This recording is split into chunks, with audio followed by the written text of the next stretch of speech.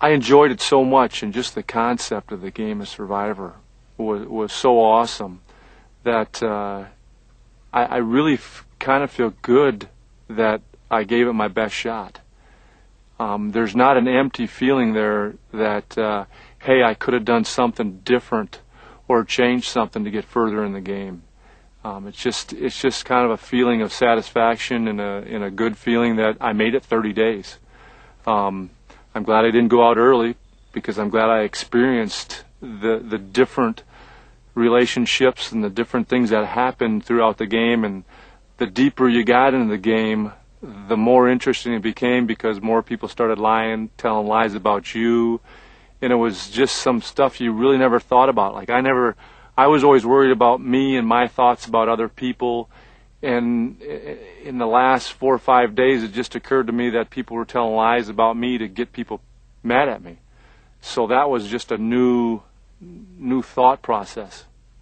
You try and do everything you can to stay in this game. And I looked at every situation and every combination of people and alliances that might swing my way, Danny's way, Bobby John's way, or mixtures of it. So you try and talk to everybody. And there was just a few people that I really didn't talk to a lot, and that's just because they were a little distant and really didn't seem like they wanted to speak. Like Cindy was a tough person to talk to. I enjoyed talking with her, but it was always, you could never get any kind of answer out of her, so you didn't know where she was standing. In Judd, I really never got to know Judd that well until we went on that reward together, and he was still a little distant because he was so close to Jamie and Steph. So it was, I tried. In my mind, I thought I was trying everything in every angle, but I couldn't penetrate that strong tribe of 6. The overall experience was a lot harder than I thought it was going to be.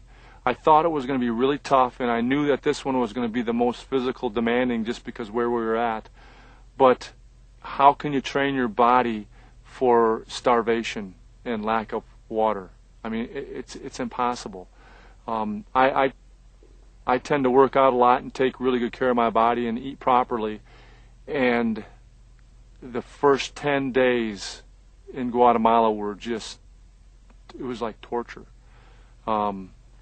Every time you stood up, you were dizzy, lightheaded, like you were going to faint. You had no energy.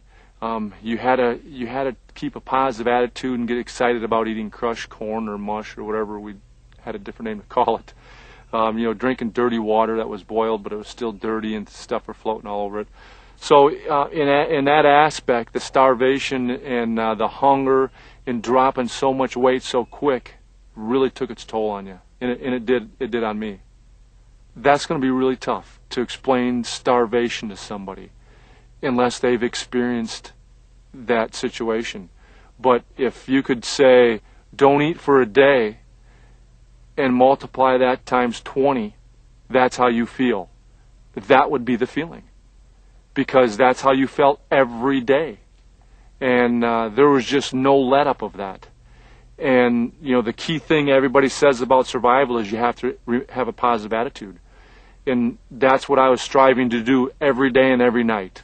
And that is so hard when you're thinking of hamburgers or pizza or something that you're just not going to do. But it enters your mind all the time.